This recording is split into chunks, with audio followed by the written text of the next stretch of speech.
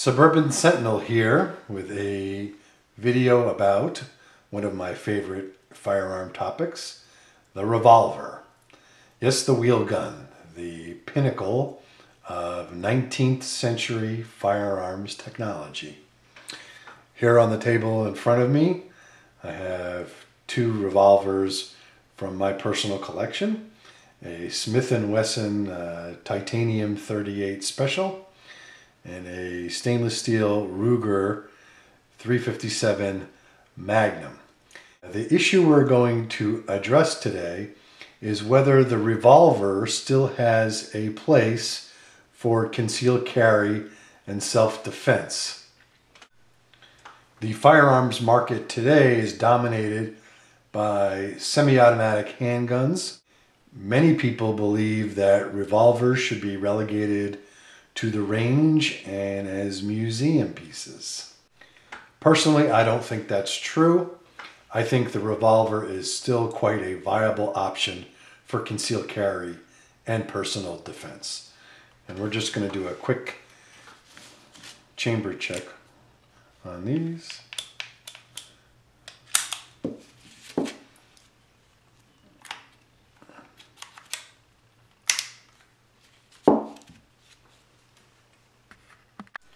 First, let's talk about the disadvantages of the revolver platform from a self-defense perspective. First and foremost is round capacity.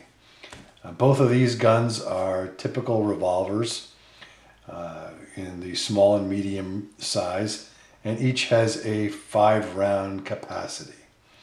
By semi-automatic standards, that is abysmally low, given that a 9mm Glock can hold 17 plus 1, 18 plus 1, and even in larger calibers such as 45, semi-automatics can still hold 10, 11 rounds of ammunition.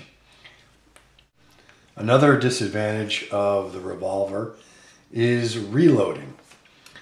In general, for most people, it takes much longer to reload a revolver than a semi-automatic.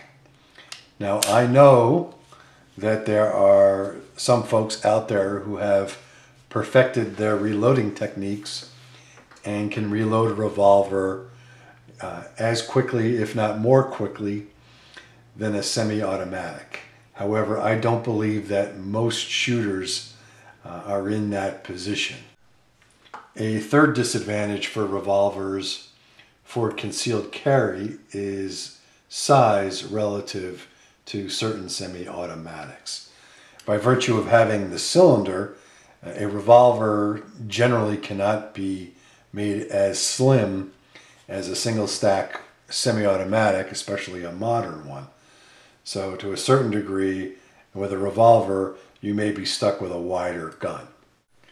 Given those three limitations, many people will not even consider carrying a revolver for self-defense.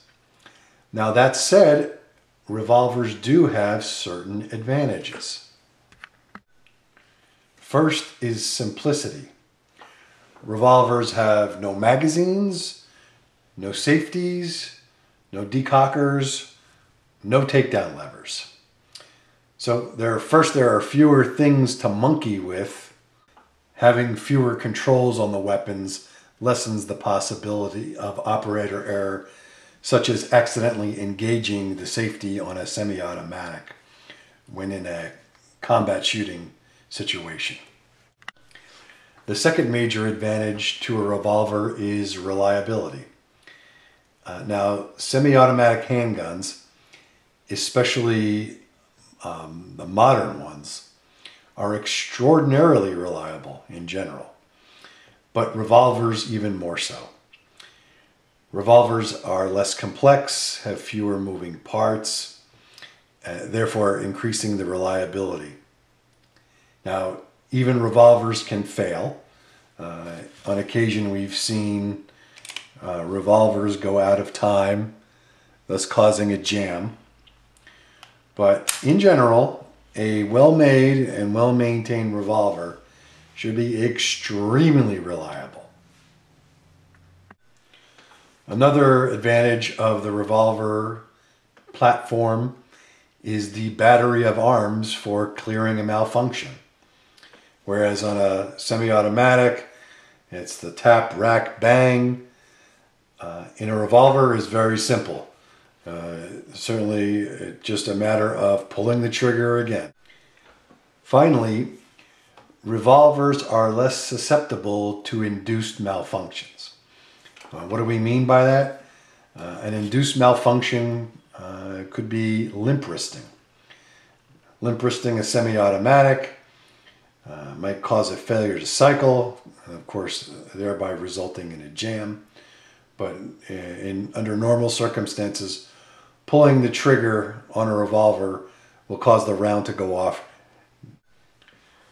With a semi-automatic, any interference with the slide cycling, such as the slide hitting the shooter's thumb or catching on a piece of clothing or a door frame, could interfere with the cycling of the gun, causing a malfunction, whereas that type of problem will not occur with a revolver. So there we have the relative advantages and disadvantages of each platform.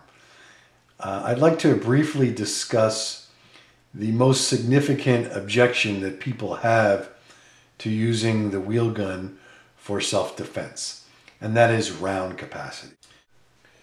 Proponents of the revolver often cite a statistic which states that a person who uses a handgun in self-defense fires 3 rounds or fewer in the vast majority of cases. Now that figure could be right. I'm not sure.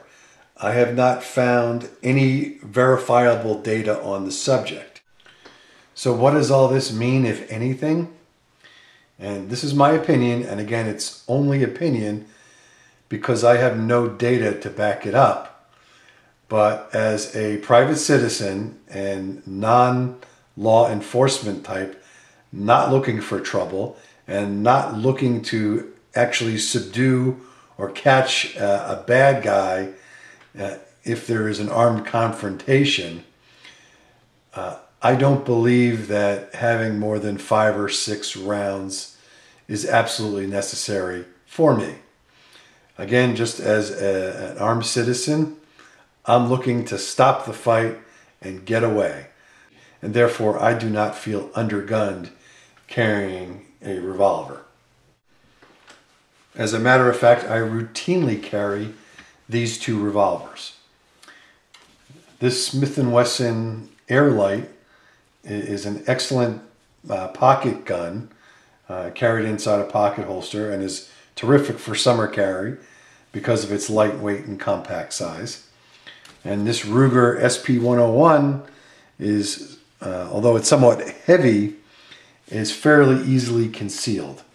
And it's nice having the powerful .357 Magnum cartridge from such a small, relatively small weapon. Now, I'm not a revolver snob. I do own and carry semi-automatic handguns, including a Springfield 1911, a Glock 17, Glock 26, and they're all good handguns. The bottom line is that we as armed citizens should carry whichever firearms we are proficient in using and that are suitable for our anticipated needs. Thanks for watching. Questions and enlightening comments are always welcome.